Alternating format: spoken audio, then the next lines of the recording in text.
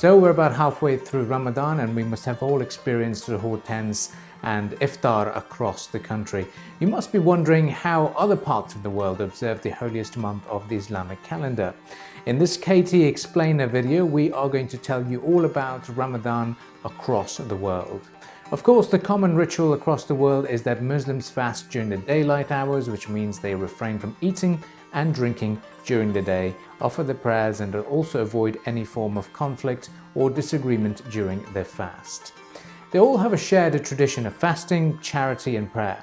However, each culture brings their own heritage into play. So here are some of these examples. Let's start with Middle East and here in the UAE.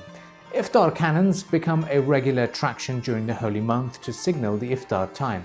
In many countries across the Middle East, cannons are fired daily during the month of Ramadan to signal the end of the day's fast. Here in the UAE, you can spot them at the tourist landmarks of different emirates. This tradition is known as Midfa al-Iftar. It's said to have begun in Egypt about 200 years ago, when the country was governed by Ottoman ruler Khosh Khadem. While testing a new cannon at sunset, Khadem accidentally fired it, and many people took it as a new way of celebrating the iftar time. So let's take a look at some of these Middle Eastern countries. First up is Egypt.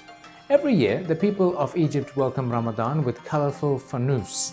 These are the intricate lanterns that symbolize unity and joy throughout the holy month. The birth of the fanus tradition goes back to one night during the Fatimid dynasty, when Egyptians greeted Khalifat al-Mu'izzuddin Allah as he arrived in Cairo on the first day of Ramadan. To welcome them and light up the dark streets, the locals brought out candles covered in wooden frames to help them reach their destination. Since then, children use these lanterns to go around the town and also ask for sweets from their neighbors and friends. Let's move on to Iraq. They play the traditional game of muhabis, predominantly played by men during Ramadan. This game involves two groups of about 40 to 250 players who all take turns to conceal a mehbis or ring. It's a game of deception. Muhabis begins with the team leader holding the ring, his hands hidden in a blanket. The other members must sit with their fists tight in their lap as the leader passes the ring to one of the players in secret. In a tense exchange, the opponents must figure out who holds the ring after it has been passed over and guess it based on body language and reactions. Across the country, individual community members continue to pass forward the tradition. Let's move on to Morocco. In Morocco's neighborhoods, they're mainly roamed around by the nafar. He's a town crier, dressed in the traditional attire of a gondora, slippers and a hat. Marks the start of dawn with his melody.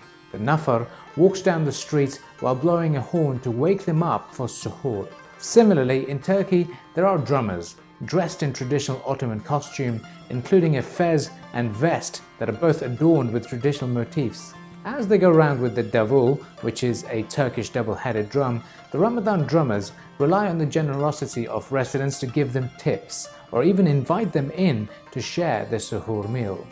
This tradition is also followed during the holy month of Ramadan in India, such as the Sehriwalas. They walk the streets of the city in the small hours of the morning, chanting out the name of Allah and the Prophet to serve as a wake-up call to Muslims for suhoor. And across Indonesia, Muslims conduct different rituals to cleanse themselves on the day before Ramadan. Several localities in Central and East Java keep a purifying tradition called padusan, meaning to bathe in Javanese dialect, in which Javanese Muslims plunge themselves in springs, soaking their bodies from head to toe. Years ago, it was common practice for local elders and religious leaders to pick and assign a sacred spring for padusan. Nowadays, many just go to nearby lakes and swimming pools or purify themselves in their own homes. So this was a quick tour of Ramadan traditions and cultures across the world. From Khaleej Times, we wish you a blessed Ramadan.